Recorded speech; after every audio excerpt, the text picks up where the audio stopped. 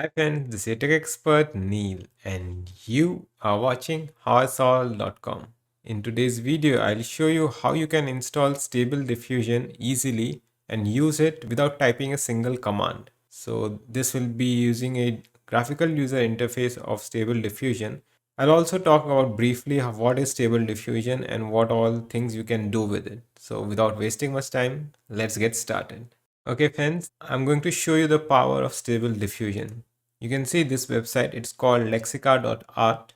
This is basically a aggregator of Stable Diffusion generated images. It's basically a search engine for all the images generated through Stable Diffusion that is available in the public domain. So you can see this is how powerful Stable Diffusion is. Stable Diffusion is basically a diffusion based AI model which takes a text as input, and then using that text it generates an image out of it. This generation process happens based on the pre-trained model, and depending on what data it has been trained with, the images are generated. So you can generate extremely complex images depending on what prompt you provide it with.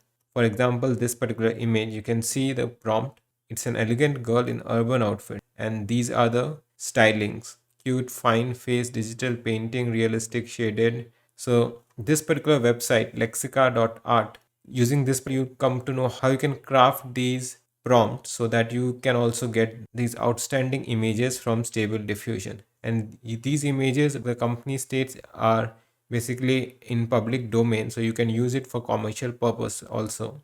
But at present, I can say that the legality of using these images are in a bit of gray area. With that limitation in mind, you can also search this database. You can type Barack Obama, and you can see you will find these funny looking images, some of them quite good. You can see in-game Barack Obama as a refugee in the video game Skyrim. So you can see how these images can be themed, and not only one image is generated but multiple images are generated based on the same prompt. You can see, and there are other settings also which you can check. You can see the seed value, there's guidance scale, and then the dimension. So this is a quite powerful tool. So now I'll show you how you can get this tool installed on your system. Before we do that, let's look at the system requirements. As you can see over here, the system requirement mentioned is we'll be using a Windows system. Windows 10 or 11 system is needed. You can also use Linux or Mac, but at present this tutorial is meant for Windows 10 or 11 users, and you'll need an NVIDIA graphic card, and that should have a 4 GB or more of video card memory and 8 GB or more of RAM. And you'll also require around 25 GB of disk space. These are the minimum system requirements. More the RAM and more the graphic card memory, video card memory, the quicker the images will be generated. If your graphic card is not that powerful, then you can use the CPU. In that case, the image will take a long time to get generated.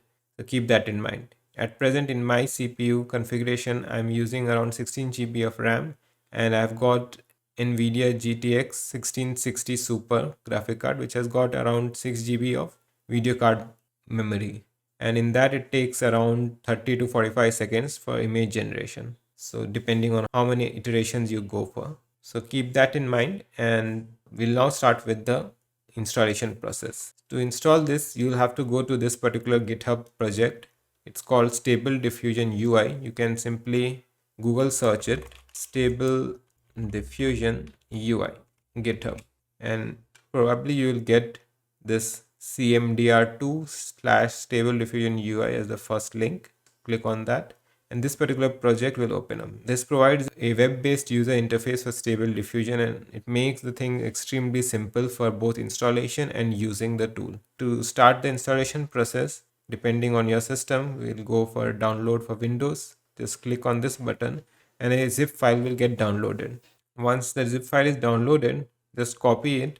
It will be named as stable diffusion UI.zip file. You have to extract that zip file in your C directory or any other root directories like CD. Make sure it is placed in the main drive itself, not inside a folder. Because in Windows, there's a limit on the maximum path size that can be used for accessing particular program. So to avoid that particular issue, we'll be keeping the program in the root directory of your main drives. if you use a SSD, I'll suggest you place this particular folder on your SSD drive. So in my case, I have got two SSDs. One is being used by the operating system on the C drive. I placed it on the secondary SSD, and you can see over here, it's in the J drive, and I placed it over here. So this particular, I've extracted it, and you'll get this particular folder, Stable Diffusion UI. Now to start the installation process, you simply have to double click on this command prompt. On doing that, the installation process will begin. And I'll warn you beforehand, the tool to get installed, it requires a lot of files to get downloaded. Around 20 GB of file will be downloaded from your internet connection. So make sure that you're using a unlimited internet connection and you've got a good high-speed internet so that there's no problem in downloading the files. Depending on your particular system specification, you might face different issues, and if you are facing some issue while installing this particular tool, the best place to find the solution would be in the GitHub.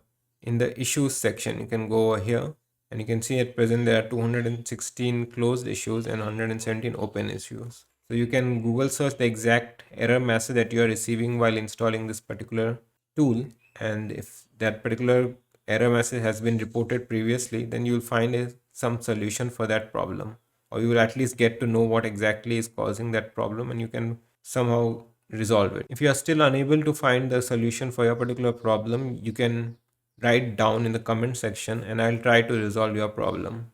Once you have got all the things installed, you should see this particular interface pop up. So this is the main user interface.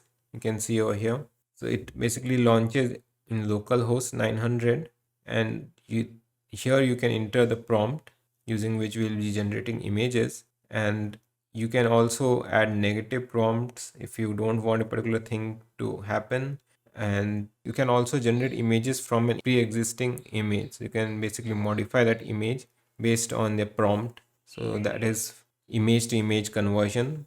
And then these are the main settings. You can see you can select the model, and this is basically the trained model which we downloaded in the setup phase. And here is the image size. In this, make sure that you select a square image because that is what this particular model has been trained with. Basically the length and the width should be the same, and these are the number of steps or iterations after which the image is generated. And if you increase it, the time to generate the image will also increase in a linear fashion.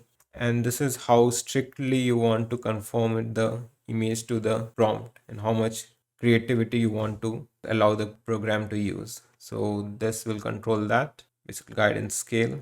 And you can see over here it also has a feature to show a live preview. For each iteration, it will show you the prompt, how it's getting developed. And you can also use upscale feature to, if you got the desired output of an image that you are looking for and you want to increase the size, then you can use this upscale feature, and you can use different models for upscaling your images. That is basically increasing the size of the images from the small 512 into 512 into a bigger full HD or even 4K image. And over here you can see that these are basically helps in the prompts. There are different styles. It has got a detailed image modifier, basically tag styles, etc. So this is a very good interface. In short, if you are not aware of what all things can be achieved using Stable Diffusion, then this provides a nice starting point for initial users and even experts. So you can see these are different styles of images that this tool is capable of generating, and you can simply click on it and that will be added to the prompt. You can see over here, if I clicked on this, and you can see the surprised image modifier is added. You can remove it by simply clicking it again. So it's quite intuitive interface. And if you are still not sure how to write the prompt, as I mentioned before, this particular website is excellent. You can basically look at these images and the prompts used for generating these images. You can see this. So let's see, we use the same prompt and let's see what our image is. Even if you use the same prompt, you will not get the exact same image. The image is dependent on the seed value, and these fact guidance scale is also something which we need to know. So let's use this. So basically we'll copy this prompt and we'll paste it over here, and let's say make image. You can see over here, this is now the image is getting generated. Here you can see the status. it is doing. Stable Diffusion is rendering. You can also see the command prompt where actually the image is being generated. You can see the iterations, how many iterations have happened. We're using just 25 iterations, and in some few seconds we'll get the image output shortly. These are the few images that I have generated using the same prompt. You can see this is one. You can see how different images are even we have used the exact same prompt, because we have changed the seed value, and that's what causes these differences. So you can see though we copied this prompt from here, and these are the images generated by this particular prompt in Lexica. And you can see the guidance scale, they have used 10, whereas we have used, let's see, 7.5. So since we are not conforming that much to the prompt, we can see by increasing the guidance how it generates the images. Let's see, we make it 10, and now let's see, is there any change. Basically, the higher the guidance, the more the images will match the prompt, the less the creativity will be there from Stable Diffusion. So let's see. Okay friends, so these are the images generated with the guidance scale of 10. You can see over here. So these images have followed the prompt more precisely compared to our previously generated images. So this is how you can use Stable Diffusion from your own computer using this simple Stable Diffusion UI GitHub project. The installation of Stable Diffusion and using it is quite easy using this UI based Stable Diffusion project. So I hope friends you like this video. If yes, smack that like button, share this video with your friends and family, and don't forget to subscribe to my YouTube channel HowISolve.com. We'll be providing more such informative technology guides, tips and tricks, and much more. Hit that bell icon to get notified as soon as we release a new video. Thanks for watching friends. This is Neil signing off. Bye bye.